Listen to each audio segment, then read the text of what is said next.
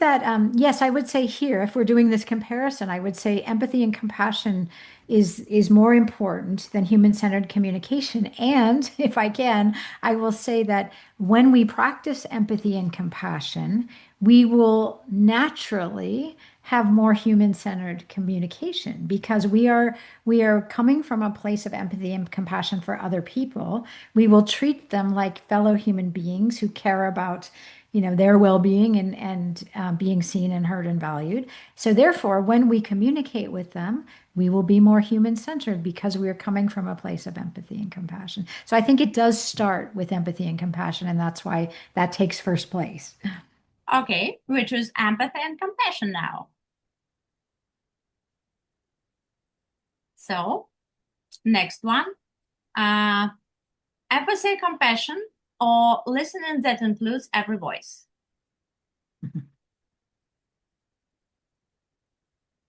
This one's very hard because I think they are both extremely important. And again, I guess if I had to choose, I would say let's start with empathy and compassion being more important. However, you will quickly alienate people if you do not listen to everyone. So empathy means empathy for all. Compassion means empathy for all, and that means listening to everyone. And so if we inadvertently shut down someone's voice, we're not being empathetic and we're not being inclusive in our listening. So I guess I would say if we start with empathy and compassion as the number one, that will also make us more aware of listening to every voice. Okay, which is empathy and compassion.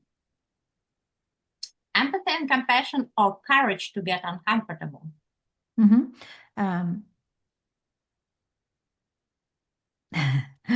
this is a chicken or egg question because I think when we practice empathy and compassion, we will naturally get uncomfortable. And let me explain what I mean here. We naturally have empathy for the people that we most connect with, people who are like us. And we actually get uncomfortable often when there's someone who's very different from us. And yet, if we're practicing empathy and compassion, we will need to get out of our comfort zone and say, even though I totally disagree with this person, we don't see the world the same way, they make me uncomfortable. I still have to care about them and care about what they're experiencing and have compassion for them. So I'm going to say here, still empathy and compassion, but that it will be intrinsically linked with getting uncomfortable, the courage to get uncomfortable. Okay, which is empathy and compassion. And psychological safety. That means that leader provided for the team for sure. And leaders play a huge role in creating psychological safety, but they can't do it alone because every person contributes to or detracts from the psychological safety of a team. So I think psychological safety, and there's lots of data to back this up, psychological safety is the number one predictor of team performance, inclusion, and innovation. Without psychological safety, you don't get to team performance, you don't get to people thriving in the workplace, you don't get those innovative ideas because people are afraid to share what may seem like a crazy idea.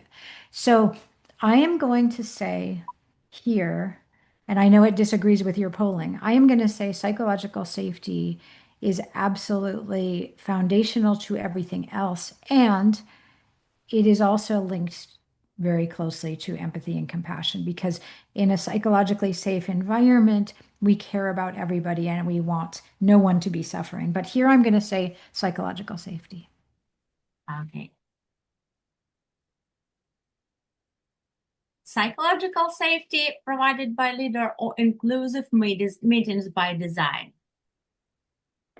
I would say psychological safety is more important here. And with psychological safety, we will design more inclusive meetings because we will make sure that we hear everyone's voice and that there's equal speaking time and that no one is dominating. So I think if you're doing what comes first, what is most important, it's the psychological safety, and we can actually build that with inclusive meetings. Okay, we will choose psychological safety. Yeah. Mhm. Here is our choice. Mentorship or psychological safety. Mm. Here, I would say we start with psychological safety. It's the most important thing. I think mentorship, of course, is very important, as is sponsorship. But I think, even like a mentor in a mentoring a response relationship, people will not feel that they can share what's really on their mind if they don't first have a sense of psychological safety. So I'm going with psychological safety here. Okay. Bold accountability or psychological safety? Still psychological safety. I mean, I think leaders must be accountable, but I feel like the foundation for everything is psychological safety. And here is our statistics. So empathy and compassion goes first. Second, human-centered communication. And our psychological safety is for the third place.